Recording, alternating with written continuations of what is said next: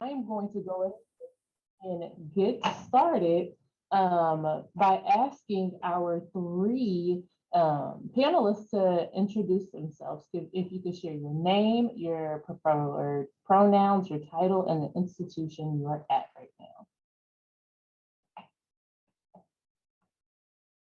I'll hop in. I'll get it started. Hey, everybody. Good to see your faces. My name is Melinda Carlson. I use she, her, hers pronouns. I serve as Assistant Vice President of Student Affairs and Dean of Residence Life and Student Housing at Southern Methodist University for the next month. And then starting on March 1st, I will be at the University of Memphis as Assistant Vice President for Auxiliary Services with housing, dining, conference, a bit different and larger portfolio, but largely doing a lot of the same types of things. So excited about that. Yeah, happy to be here with everybody. I will go. I'm Suzanne Price, and I use she, her, hers pronouns. I work at Clemson University, where I am the Director of Residential Learning. I also sit on the ACUHO board as the Director of Knowledge Enhancement. So very happy to be here and discuss this topic.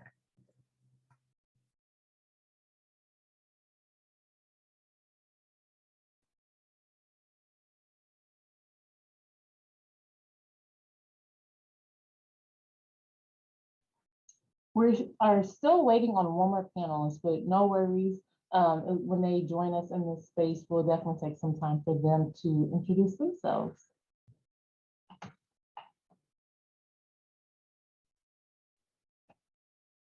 I'm also joined by my wonderful co-host, Star. And so, Star, do you want to introduce yourself and take our next question? Yes, I'm sorry. I'm working from home with my wolf pack of dogs. You may hear them wrestling in the background. But my name is Star Longoria. I serve as the Director of Residential Communities for Swarthmore College in Swarthmore, Pennsylvania.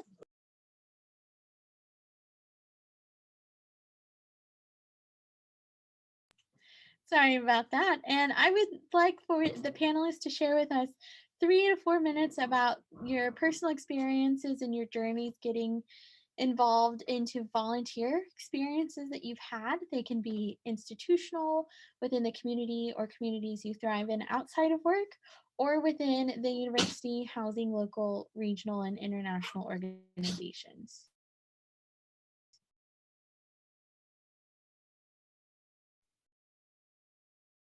Melinda, do we want to kick off with you? Okay, sure. I will kick off. And I failed to mention in my introduction, I also serve as a member of the ACUHO Foundation Board of Trustees. So excited about that, and just rolled off of my role as chair of the Women in Housing Network.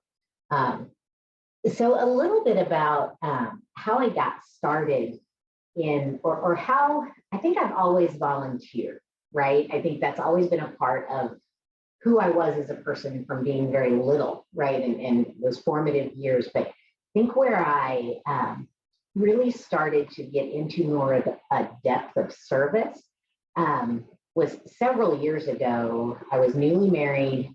My husband was in the National Guard. And this was in the early 2000s, and it was time for their unit to deploy to Iraq.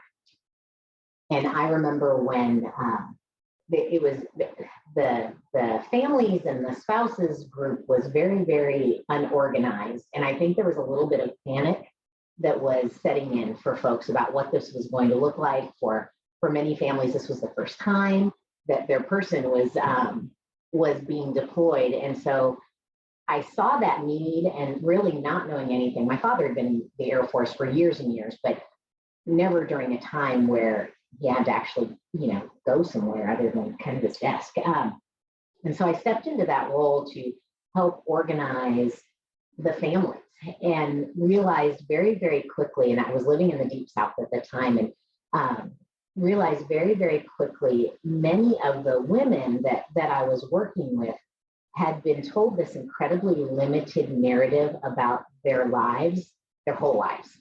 And I really leaned into relationship with these other families, and in particular the other women that were going through something similar. And I think that was the defining moment for me when my salient identity as a woman was where I wanted to give back in a lot of ways. And so for me, it was really about that time. And some of those folks are my closest friends to this day. And that was, gosh, almost 20 years ago. And so I think for me, that service has always been rooted or grounded in that relationship, and in particular around my identity as a woman. And that was really meaningful. And I learned so much about myself, about other people, about how to support each other in a pretty critical time in our lives. And so I think through that, finding other ways to serve and a little more deeply than volunteering, I think that was frankly what led me 3 years ago to being involved in the Women in Housing Network with the ACUHO, that same sisterhood and that same community of women supporting each other and lifting each other up and learning from each other. So for me, I think that was probably my most salient experience with serving, and has really formed how I see myself as a servant leader moving forward and as a professional.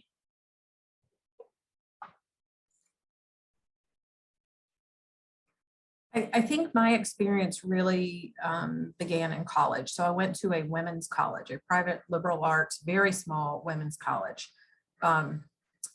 Grew up in the Deep South with a very prescribed view of what women should do, but always felt like I didn't really fit that. And so I didn't really know what to expect. This college, quite honestly, gave me a good scholarship, and I was a financial aid kid. So I said, great, I'm going to a women's college. But it was life-changing for many, many reasons. And part of that had to do with my advisor, primary professor and advisor, who was a Black woman, a young Black woman. I remember, I will never forget, it's 30 years ago this coming fall, my first government class, and I walked in and she was in full African attire. And I thought, she looks a little old to be a first year student. Like, is she one of my classmates? And then she stood in the front of the room and I was like, oh my God, that's our professor. And I didn't know what to think. And she grew to be one of the greatest mentors and educators I've ever known in my life. She's now a Reverend doctor, still in South Carolina, but she really challenged me to, I think about what I could do, what I should do, what I needed to do through a leadership lens in terms of service, but also to explore the root. And so I like to think of, I was reading through these questions thinking service, I don't know what I call what I do really service. And I guess on the surface it is, but in my head, for me, it's always coupled with activism. And, Band-Aids are needed. Everybody needs a Band-Aid sometime, but sometimes we need to figure out why we're bleeding, and we just need to get to the root of it, and we need to address it openly and honestly. And so I've been able to do that throughout the years, not really directly in my work. I don't work directly with women's programs, although I do now teach in the women's leadership major we have here. And I see that in some ways as service. Yeah, I get paid a little bit to do it, but you're giving your life trying to teach a class of 25 young women who are struggling, sharing their sexual assault experiences, their imposter syndrome experiences, when in reality, you've dealt with some of the same things. And so it's rewarding. It takes a lot of energy, but I love doing it. And I hope to be able to continue to do that. I've also been on the Women's Commission here. It used to be the President's Commission on Women. It's no longer the President's Commission on Women.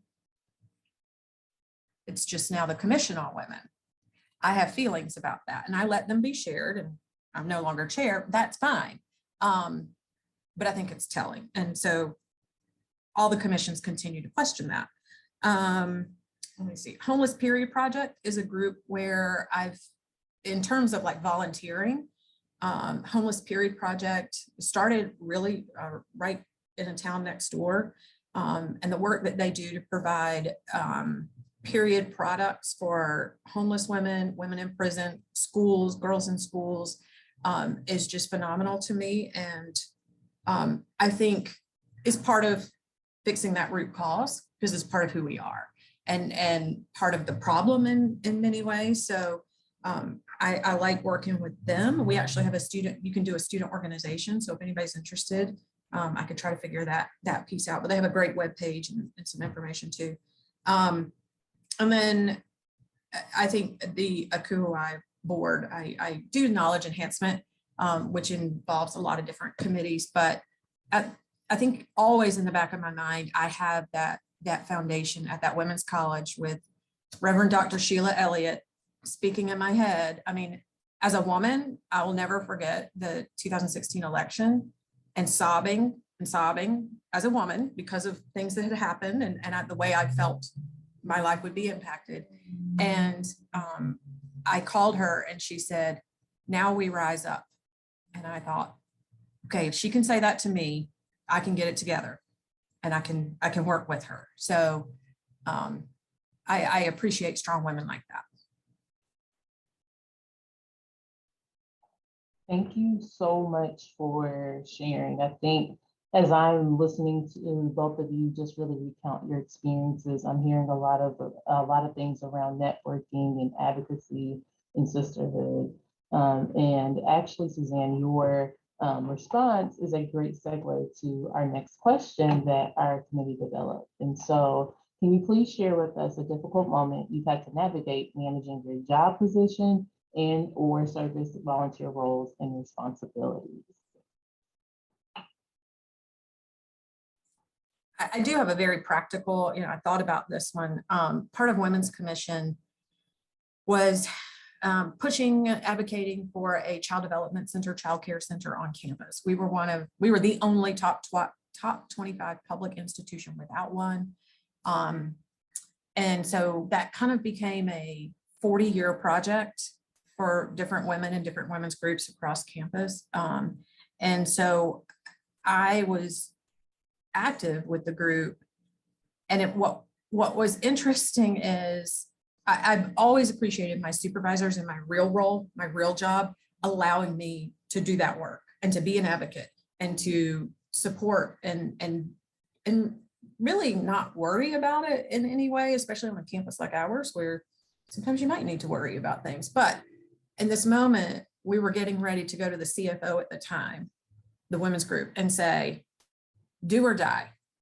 Are we going to do this child care center or not? And if the answer is no, be prepared, because literally some women on our committee said, we will burn a van on the front lawn. And I thought, I don't think they're kidding. And so at the same time as Clemson Home, my department was going to the CFO seeking approval for a $300 million project. And so I just made sure everybody knew what I was going to do. And so in that room with the CFO, in some ways it was to my advantage because our people had worked with him and I knew what he was like, but I also couldn't overstep. I couldn't really tick him off or in any way make him think I was representing my work office when we say we might set a fire. So it was pretty interesting, but I will say we now have a child development center thanks to all the work of all those women. And what was amazing was he said, okay, I think it just took getting 8 women in a room with him alone. And he was terrified, to be perfectly honest. It's not our current CFO. So if you look him up, he's a great guy. It's not him. But yeah, that was interesting.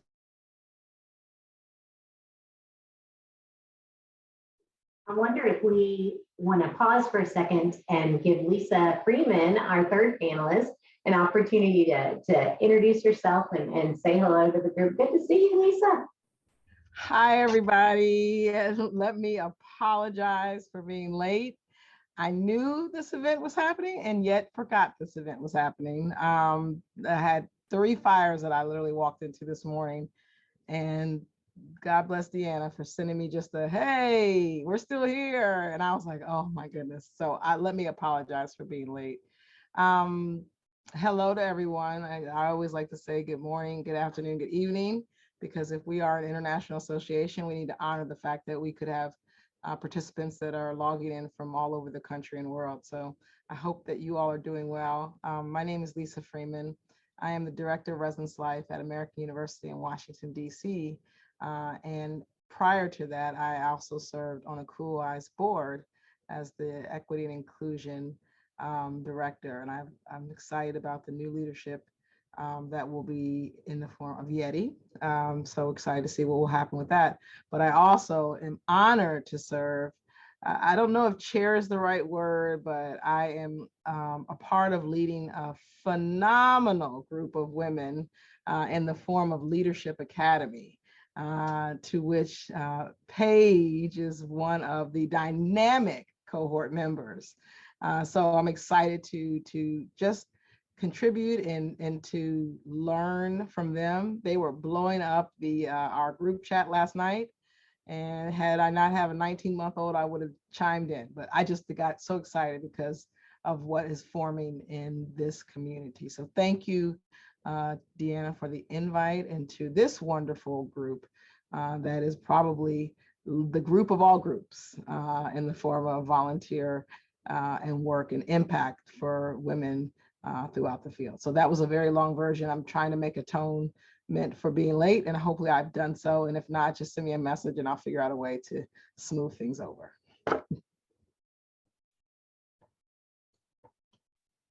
And I'll just add, cutest 19-month-old, I believe, on the planet.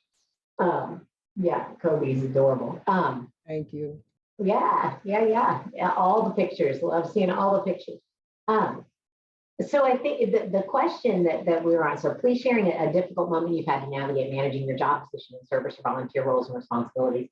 I'm going to share with you something I didn't navigate very well, and got a little talking to, I suppose, on the back end of that.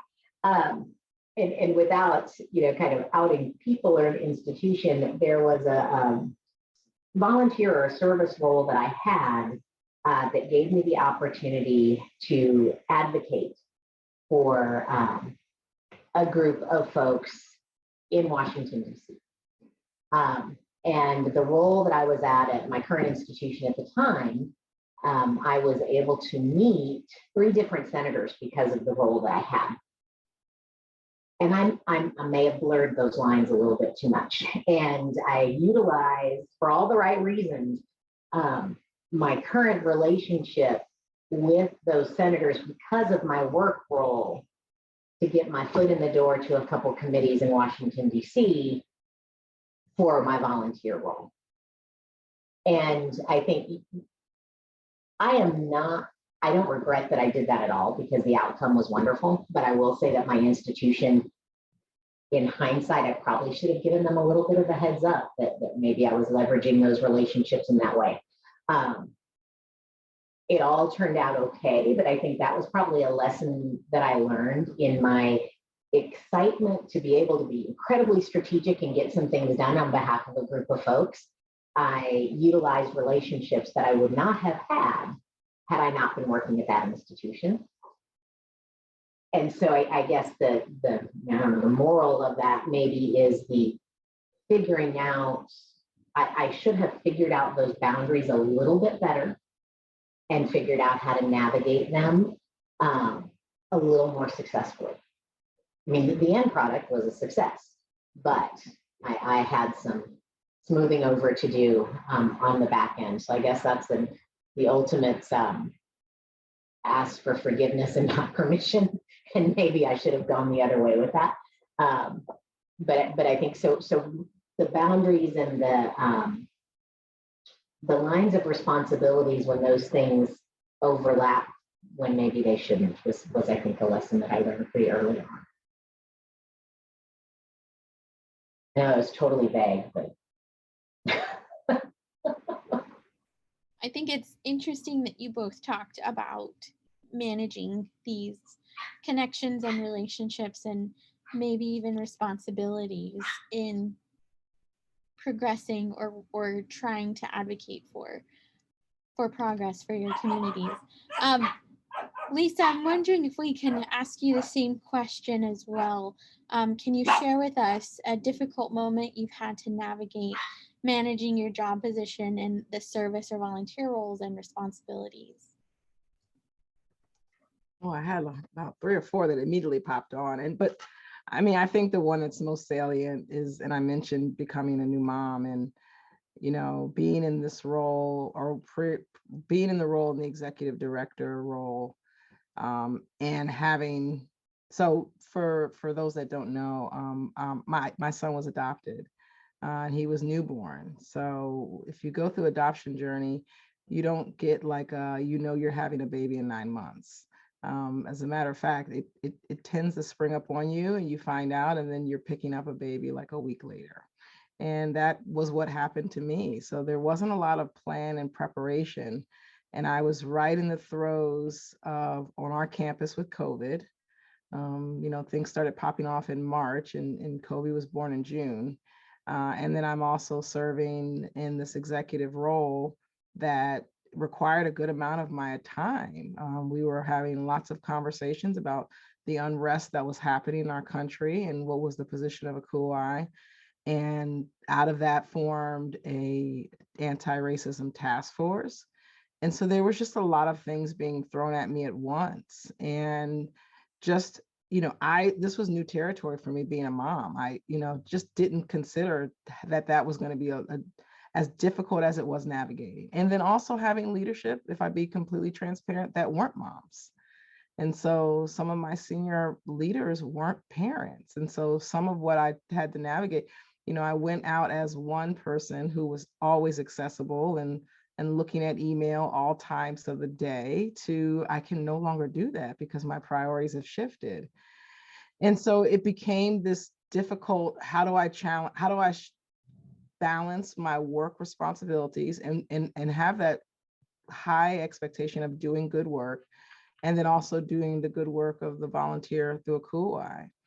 Thankfully, everybody really was supportive, but I had to probably, in full transparency, have more conversations on the work end than on the volunteer end. The executive board was so incredibly supportive, and Mary herself was, what do you need? If you need a pause, a break, timeout, I was going to be leading the anti-racism task force. And I said, I can't do it. It's too much. And I don't want to do something half. So I have to be willing to be vulnerable in that moment with people that know me, but don't know me, and hope that the best outcome would be. And it did. They did a wonderful job leading that task force, and a lot of good work came out of that. But it was tricky for me being a new mom and being vulnerable with people about what my limitations were, and being able to, and hoping that there would not be some sort of political backlash as a result, because you always want to be able to produce and do the things that with excellence. But that was a challenging time for me to be able to navigate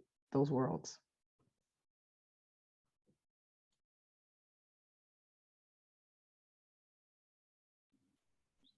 We didn't plan this. We didn't plan this segue, but I think your response transitions beautifully into the next question that we have for the panel, and that is what has been a lesson learned from engaging in service opportunities inside and or outside of the housing profession. So, panel, is there anybody that would like to take that question first?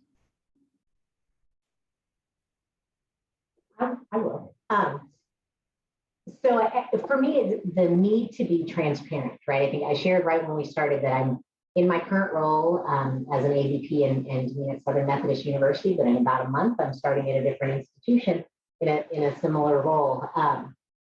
And being in the positions that I'm in with ACUHO, that becomes a part of the conversation in interviews, right? Because you need to make sure, while I'm confident in the support that I have right now from my current supervisor with time away, with the meetings that are during the day, with things like this, and the ability to and support that I have in that is something that transparency of those volunteer roles and of those service roles was a part of the negotiation and taking the other job, right? That I need you to know that I serve in this capacity, and I need to be able to know that I have your support in XYZ as I continue down that path. So And I think it fits in my previous example as well, right? That that just that transparency in what you're doing and how important it is to you, whether it is connected to your role or not connected to your role, in those service opportunities. So that's something I think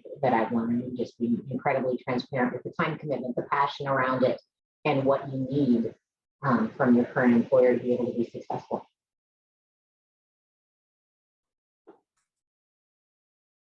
I would just add, when Melinda said transparency, I was nodding like crazy, like, oh gosh, yes. But it's kind of a different way. I was thinking of transparency also is, I'm finding that maybe it's the older I get, I just say whatever anymore. Like, I'm transparent about the pressure, the trying to do it all, the navigating, the balancing. I mean, my class of students, they know that my 17-year-old son was having sex, and I caught them, like, because I was all freaked out in class, like, oh my God. And I'm like, if you choose to have a family, this is your life. I'm telling you, this is real. You need to know this stuff. Because I feel like nobody told me the real stuff. But I just, being vulnerable and being transparent, I still have super high expectations of them. I think I'm a pretty tough educator with them, but at the same time, they need to know I'm a human being, and they need to know, as a woman in particular, as somebody who identifies as a woman, what my day-to-day life is really like, because it's not all come stand in front of the room in a cute little outfit and go over a lesson plan.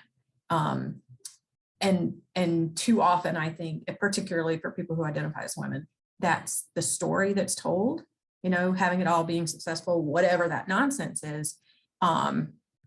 It's just different. And so I think a way that I'm transparent, but also I find renewal and hope in these opportunities, particularly teaching women, volunteering in these areas that empower and inspire women. It's a lot of renewal and hope, because you all know, in housing, sometimes you can lose a little hope. Your spirit can be down a little bit based on some behaviors of some students. And so often I walk out of the classroom thinking, God, there is hope. The future is still bright. These students have got it together, and they are going to do great things. And I had a tiny little piece of that. I just was messaging Deanna to make sure it wasn't just a panel talking, but for me, for service opportunities, I'm really involved in the community because I came from a really rough situation. And if it wasn't for the people that helped me get to where I am, it's kind of why I'm in higher ed and housing. But I know just a couple things that I do that I'm sure your community can do too is, I'm a big sister for Big Brothers Big Sisters. It's incredibly rewarding. And it's only a few hours a month. And I'm also involved on the board for my local community, on the board for Big Brothers Big Sisters, for the Palm Beach County Advisory Board, because I like that it takes me out of my job.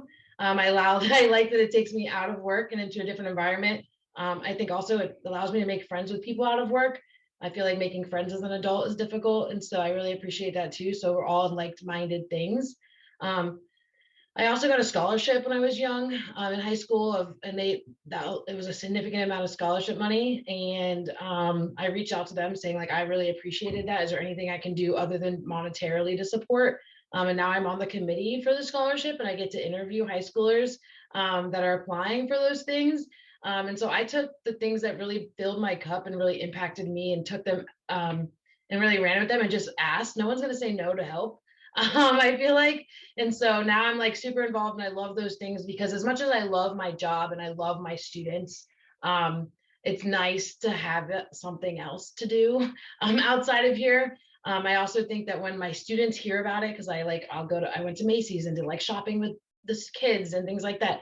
They found it inspiring when I talk about it, that I also still do service, and it's not just a requirement of being in a sorority or being on campus, and that it's something that I believe in. And so it fills my cup, and it allows me to, know that I'm giving, I moved back. I tell my students all the time, when you're 18, you want to run away. When you're 26, you want to move home. So I moved home. And so now I get to move, I get to be back in my community and have that passion. I always tell people, I'm like, I want to build a rec center in my local community, kids off the street, because that's how I grew up. And that's what I kind of feel like housing is sometimes, like my own little rec center that I'm formulating a community of students to have them feel comfortable. But something to think about is most places have a big brothers, big sister. And if you have interest in getting involved, we went, my little and I went to the zoo the other day, and that was fun. So little things, it makes me feel like a kid at heart too.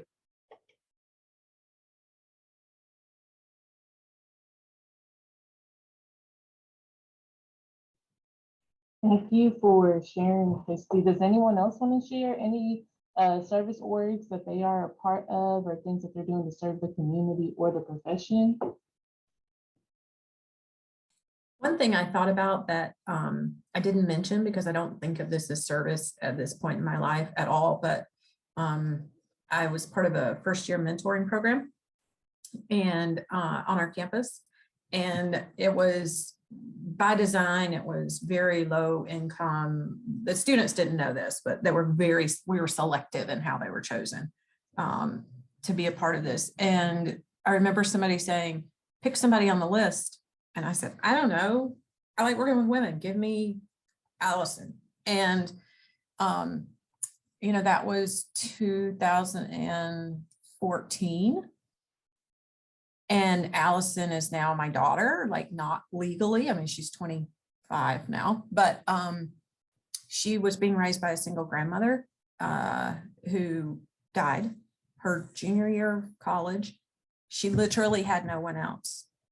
So she was part of a scholarship program, like you were saying, Christy, for children with parents who had died. And so there's that family. It's kind of like we're step parents to her. It's like she's got her Columbia family and her Clemson family, but none of us are related to her. And we all got her. We talked about, we got you when you were a freshman in college, but she's our daughter. And so be careful what you do. You do a mentor program, you might just end up with a new child at your house, and that's okay. It's okay. One thing that I want to point out is something about what you said, Christy, that I thought was really powerful is sharing those experiences and that service that you do outside of work with your students. I think that's so important because that shows we're whole people, right? I mean, we're people that have interests and passions and lives and not just in this narrow box, I think sometimes that our students might see us in or put us in. And I think that's so cool, to be able to share that with students so that lets them in a little bit and then helps you share what you're so passionate about. So I think I was all over that when you were saying that. So thank you so much for sharing. No, yeah, you're 100%. I appreciate that because I feel like I was kind of lost out of college to find where I fit. Like I was like, I'm moving to a new city. I have no friends. I don't know what I'm doing. And I forgot to remember, like, I'm a human being and I have to fill that cup, and that I feel like for a while, like I got 2 master's degrees because my identity was being a student, right? Like I didn't know anything other than being a student.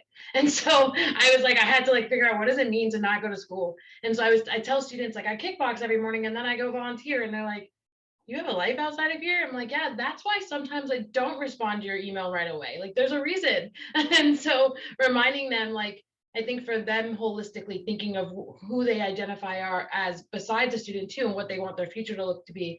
And sometimes I've told them, if you want to get involved or go something, again, goals, I know this has been a process. I had to get here. It has taken time to get here. But I don't know. I tell students all the time. I had a conversation with a student yesterday. I was like, you got to figure out, I had to learn how to be my own company and be happy within myself and what that meant.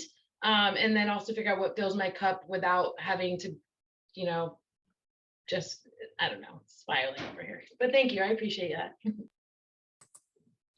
Chrissy, I would reinforce that. I tell staff all the time that if you don't have something happening beyond the job, you won't be happy. You have to have a relief. You have to have a way to back out of that bad day or that stressful day or that student who you're worried about and do something.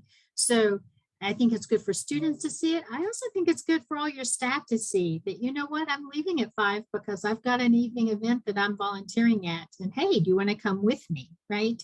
And so you can role model it and figure out how that goes too, because so many times I think that we have not shared those things out. And then our staff think we work 20 hours a day. And there are days that we work 20 hours a day. Melinda will go, yep. Yeah. But there are so many days that we don't, that I come home and I go to a church event or I do something. I've got a couple of local agencies that really touch my heart that I might give some time to or help them with things. I'm on a couple of foundation boards now that at first I thought I don't have time. And I thought, well, sure I do. I can make time for that. And I do think that that's part of it. So just like it's as important for you to show your staff that you can take vacation time, that you can take care of yourself, that you can walk away during the lunch hour and go take a walk or do something for yourself there, showing them that you have these interests off helps diversify what you're doing and what they're doing. And we've got to do it. We cannot sustain on just the work. It's too stressful. There's too much going on. The other thing I was going to mention is when my children were young, which has been a long time ago, but when my children were young, I volunteered in things that they were doing. So I was on the Little League board for years at the ballpark because I was at the ballpark 5 nights out of the week and on the weekends. And so why not put my volunteer time into a way of leadership and help where I already was. And so that's what I did when they were young, is I really tried to figure out how to just take something they were already doing.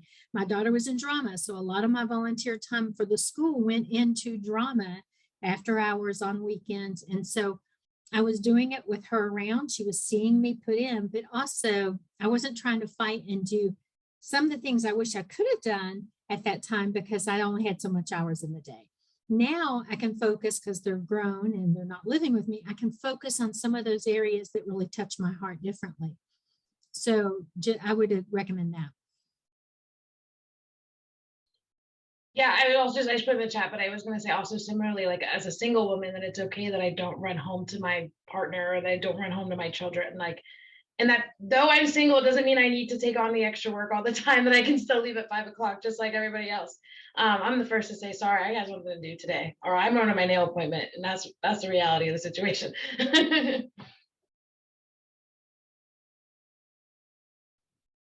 I love that. Thank you for sharing. So I got a private message from someone in the group that wanted to really open up the floor for conversation around how did you all learn about service opportunities, whether it's in the community, things through your family, or things through the profession. How does one get started, and how do you really seek support from an employer if it means that I have to step out maybe a little early or if I come in late? So what are some of those things that you all are doing really outside of the position? How would you suggest someone get started?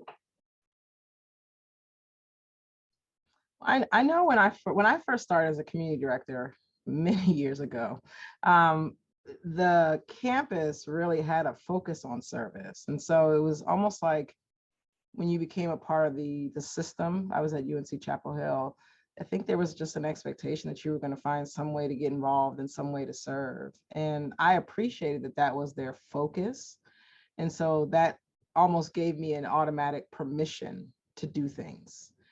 They were heavily involved in NASPA. They were heavily involved in ACUHO and some other associations. And so for me, I think back 18 now years, and I did Rely. And it was that Rely experience with the great Mr. Kowalski. I don't know if you all know him. He was my mentor, and he just embraced me. And literally from that moment, and here we are 18 years later, and he still does check-ins with me, but he put me in contact with, like, here might be an opportunity that you're interested in. And so I think it really, one of my favorite quotes is, the journey of 1,000 miles is just the first step. And sometimes it literally is just taking a first step and putting yourself out there. Because for me, and I don't know about kind of the background of everybody else, but I didn't come through student affairs. I actually got my master's in seminary. I went to Master of Divinity. I went to seminary and I got my master's in business management. So I was very non-traditional. So I really had to figure out what in the world I had gotten myself into. And it's an interesting story. And it's one that I think absolutely I would do over 100 times.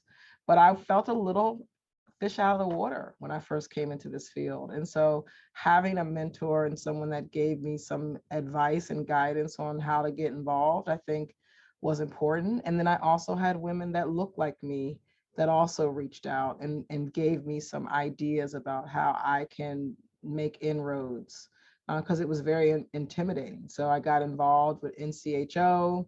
I volunteered. I was the chair for one of their conferences. And then I got actually, silly me, became the chair-elect for NCHO.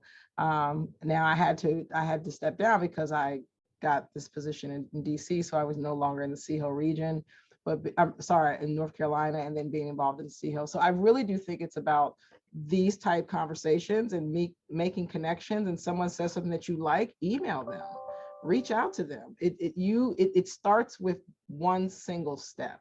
And I know that can be intimidating. And here I am thinking 18 years later, because at the beginning, in full transparency, it was intimidating. But it was just someone willing to give me an extension, a lifeline, if you will, that really made the difference. So I would say, take the first step, find that interest, find that person that something they say resonates and connects with you, and get to know them. And you would be surprised how many people will put you on to opportunities. It's not what you know often, it's who you know. And for me, that has been the product of my growth and development. And I'm eternally grateful for the mentors and the folks that just reached out and pushed me, sometimes pushed, because it wasn't me wanting to do it, but it was them seeing something in me and pushing me into doing some of those opportunities. I think it's also important to think creatively about how possibly you can incorporate service into the work. Also, I remember in many of my departments, I didn't come up in housing. I've been in housing the longest now, but I was in student accessibility services, leadership, student government, all these other things for years. But in every department, I think for staff morale builders, we would go work at a food bank. We would clean up, we adopted a road. I remember we were so upset the name of our department was too long to put on this street is cleaned by. We had to abbreviate in a way that nobody knew what it meant. But you can learn a lot about a person when you're volunteering with them, literally packing bags or picking up trash together. I learned one of my colleagues, I learned about his life picking up trash on the perimeter of campus one day. And I don't know, I think sometimes trying to be creative and to think about how can we give back, yet also build our own team.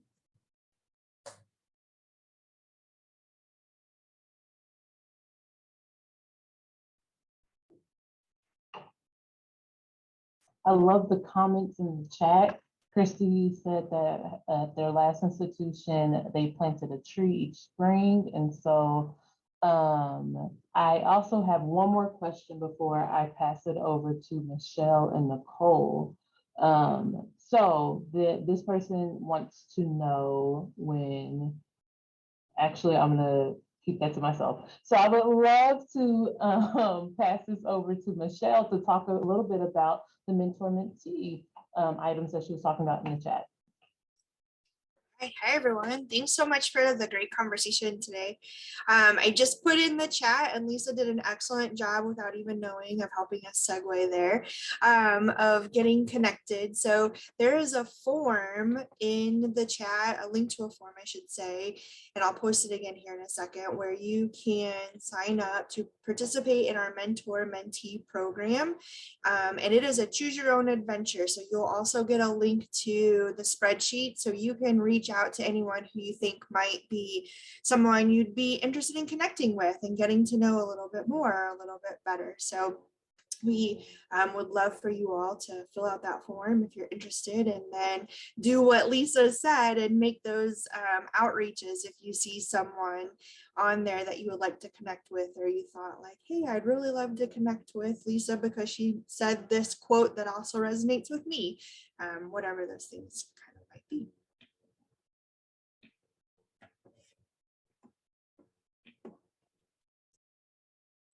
All right, who am I passing it to? I think you're passing it to me. Great. So, again, just echoing, thanking everyone for coming out today, taking, if it was your lunch break or just your break in general, to really sit down and chat with us, and just really talk about the things that we in housing, or just in general as women in housing, really need to be a part of and participate in.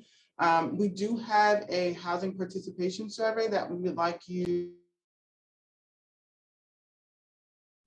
I think you muted yourself, Nicole. What did you miss? Sorry. We heard a housing participation survey. Here you go.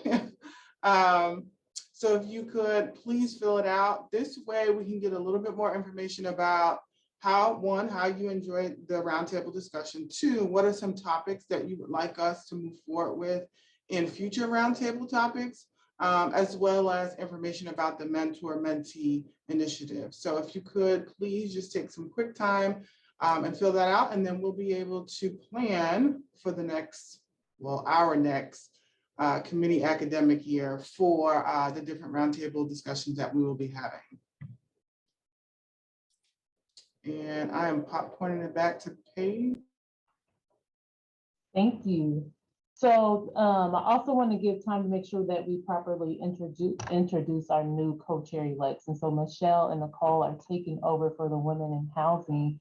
And so I'm super excited to see what they are able to contribute. And so I know our time is dwindling down, but we did get one more question, and I want to drop it in the chat for anyone really to answer. So how do you know when it's time to step away from something, or when not to accept offers to be involved, even though someone may think you're really good at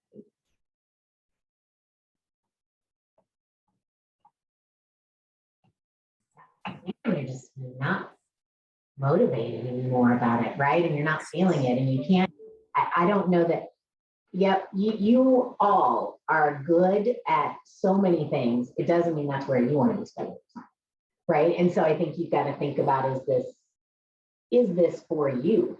And then step away when that's the right thing for you to do. I think it's just got to be your decision. Maybe just some discernment and talking with a mentor that you trust, and to talk through that a little bit. And I know Shannon's unmuted too, so I'm going to pass it over to her. I would say you've got to really do deep dive into what's going on with you right now too. What's happening in your family life, what's happening in anything else you're doing, and do you have the time and energy to devote to whatever it is you're being asked? I will share that while I was writing my dissertation, I was approached by ACUHO to look at running for president. And I said, no. I said, I can't do one more thing. I'm a full-time executive director. I've got children at home. I'm writing a dissertation. My father had moved in with me. There were so many things going on in my life that I said, I cannot. And I said that knowing that I probably would never then, because your time comes and goes, right? And I was okay with that. I was like, I'm okay with that. There's lots of other ways I can be involved with ACUHO and stay professionally productive in helping others in this field. And so I made that decision. That's a hard decision to make, but you cannot, you got to think about your own health and sustaining who you are and what you're trying to be. And it is hard enough sometimes just to raise your family, to be the person you are, to be involved in the way you are, or just doing your job.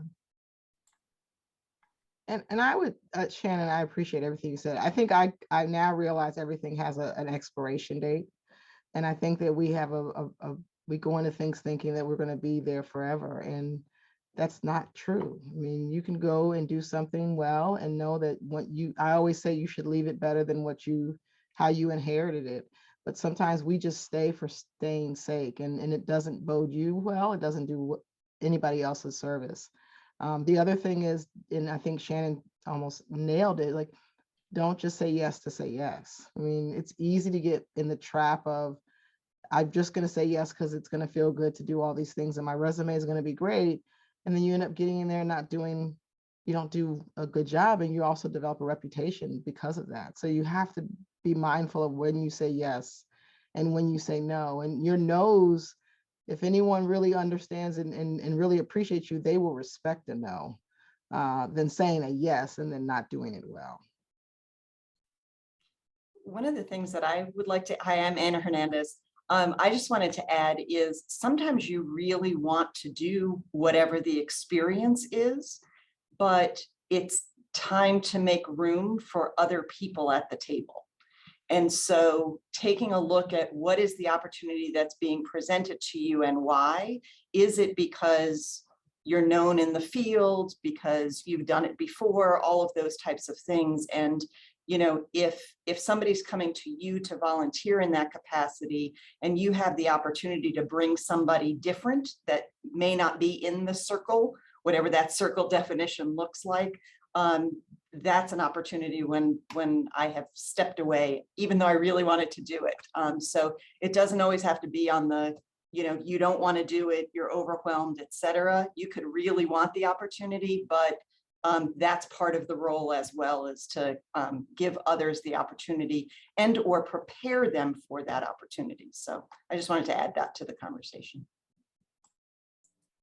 Hannah, I absolutely agree with what you said. And that's what I was thinking too, is not in giving them the opportunity, but when you realize somebody else maybe has more passion, more interest, more innovation, you can still love something, but I mean, they can do it better than you.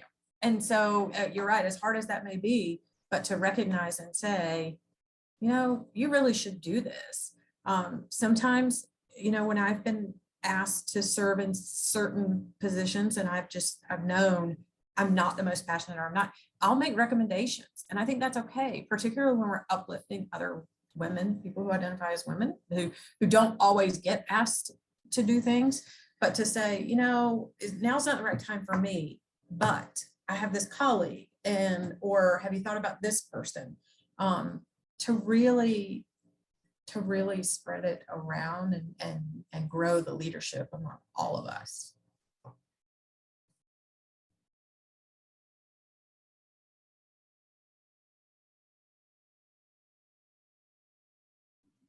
This has been such a great session, y'all. Thank you so much for sharing, for being open, and for participating in the conversation. This is kind of how we'd like to host the rest of our roundtables, with either specific topics or prompts planned ahead of time, but we truly go wherever the conversation leads. So if you are interested in serving as a conversationalist or a panelist, please let us know and we will ping you for you know, specific things that you're interested in. Michelle earlier put in the chat a way to keep in touch with us. It's wihmembershipdevo@gmail.com. And we will keep the room open for the next 3 minutes, but thank you all so much for spending some of your time with us. Roscoe, thanks you as well.